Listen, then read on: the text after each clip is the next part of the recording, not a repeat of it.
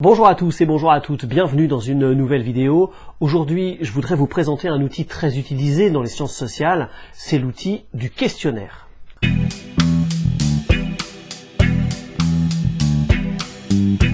La première chose à laquelle il faut penser lorsqu'on veut réaliser un questionnaire, c'est d'être bien au clair sur ce que l'on veut savoir. Le questionnaire est un outil au service d'un objectif. Une fois qu'on a clarifié ses intentions, on construit l'outil. Le questionnaire, c'est un instrument de mesure. Il doit donc être standardisé pour permettre des comparaisons entre les répondants. On ne peut pas ajouter ou modifier des questions en cours de route. Le questionnaire doit correspondre exactement aux besoins de l'enquête. Chaque question doit avoir son utilité. Le niveau de détail attendu dans la réponse doit aussi avoir son utilité. Il est inutile, voire contre-productif, de demander plus que ce qui est nécessaire ou que ce qu'on en est capable de traiter.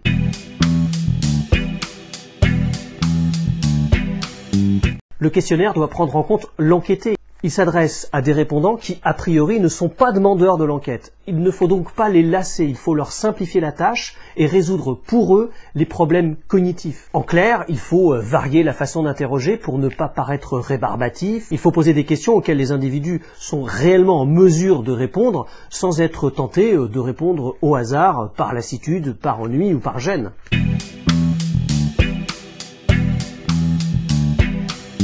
Dans le cadre d'une question ouverte, la réponse à donner est libre. L'enquêté utilise son propre vocabulaire. Dans le cadre d'une question fermée, les termes sont fixés à l'avance. Il y a des questions fermées dichotomiques, le choix est oui ou non, noir ou blanc. Et puis il y a les questions à choix multiples, avec ou sans classement. Et enfin, il y a aussi les échelles d'attitude. Dans ce cas-là, les interviewés sont amenés à se positionner sur une échelle allant par exemple de 1 à 5 ou de 1 à 10. Questions ouvertes et questions fermées ne sont évidemment pas équivalentes. Une même information peut être demandée sous forme de questions ouvertes ou de questions fermées. L'expérience montre que le résultat obtenu ne sera pas identique dans un cas comme dans l'autre. Les questions ouvertes donnent en général des informations extrêmement riches et diversifiées, mais elles sont plus difficiles à renseigner pour les interviewés et les réponses sont souvent vagues et parfois hors sujet. Les questions fermées risquent d'induire des choix de réponses peu réfléchis et parfois entachés de ce qu'on appelle la désirabilité sociale, c'est-à-dire la volonté de se conformer à des modèles sociaux plus valorisés. Les catégories de réponses doivent être exhaustives et mutuellement exclusives. Exhaustives, c'est-à-dire que toutes les possibilités de réponse doivent pouvoir être données. Exclusive, c'est-à-dire que les réponses doivent s'exclure mutuellement. Si on répond A, c'est qu'on ne répond pas B. La proposition de réponse autre doit être évitée autant que faire se peut. Son seul avantage, c'est de dispenser de lister des caractéristiques rares. Les questions doivent être concrètes et précises. Il est évidemment préférable de ne poser que des questions dont on est sûr qu'elles concernent bien la personne. Il en va de la crédibilité du questionnaire. Le questionnaire doit, autant que faire se peut, utiliser les mots qui parlent vraiment à la personne interrogée et faire la chasse au jargon que la personne est susceptible de ne pas partager. Donc pour chaque mot utilisé, il faut se demander si ce mot signifie bien ce qu'on veut dire, s'il n'a pas d'autre sens et le cas échéant, si le contexte précise suffisamment le sens que l'on a choisi. Il faut aussi se demander s'il ne peut pas être confondu avec un autre mot ou s'il ne peut pas être remplacé par un mot plus simple. Évidemment, il faut éviter les sigles, les termes techniques et les abréviations.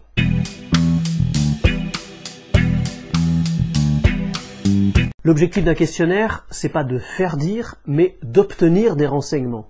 Il faut donc éviter de renforcer quelques tendances connues, comme par exemple la désirabilité sociale, c'est-à-dire le fait que la personne interrogée ait envie naturellement de se conformer aux modèles sociaux valorisés. Autre tendance, la tendance dite à l'acquiescement, c'est-à-dire une forme de question qui amène une réponse. Naturellement, on a plutôt tendance à acquiescer à une proposition qui nous est faite. Par exemple, une question qui serait formulée en termes « ne pensez-vous pas que » implique une réponse plutôt favorable. Autre tendance connue, c'est la résistance au changement. L'expérience montre que l'on accepte moins une idée lorsqu'elle emploie les termes de changement. Il y a aussi l'effet de crédibilité de l'émetteur. On a tendance à acquiescer à une proposition lorsqu'elle est attribuée à quelqu'un de prestigieux ou en qui on a confiance. Enfin, un autre effet connu, c'est l'effet de primauté et de récence, qui consiste à se souvenir plus facilement des premiers mots d'une liste et des derniers mots d'une liste, ce qui est le cas quand, par exemple, on a à choisir entre plusieurs propositions, eh bien on aura plutôt tendance à choisir les premiers termes de la proposition et les derniers termes de la proposition, en oubliant les termes qui sont au milieu, en position intermédiaire.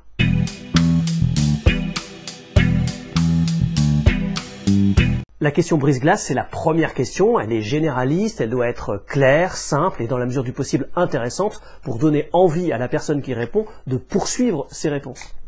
L'ordre des questions est très important. Il faut éviter l'effet coq à l'âne et privilégier les enchaînements logiques entre les questions. Il faut doser les difficultés. On va du plus simple au plus complexe. Les questions difficiles ou gênantes n'apparaissent jamais en début de questionnaire.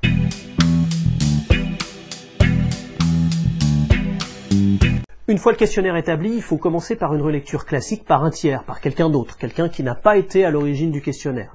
Et puis, le test sur le terrain est nécessaire. Le questionnaire est alors passé dans les conditions réelles à une dizaine de personnes. Ces personnes ne pourront plus être réinterrogées lors de la passation grandeur nature. L'enquêteur note leurs réactions, leurs hésitations, leurs difficultés. Il peut aussi leur demander de penser à haute voix leur préparation aux réponses. Le test du questionnaire doit pouvoir lever un certain nombre de doutes, et répondre à un certain nombre d'interrogations comme les questions sont-elles correctement comprises? Est-ce qu'elles sont gênantes? Est-ce que l'information demandée est appropriée aux répondants? Est-ce que le vocabulaire est adapté?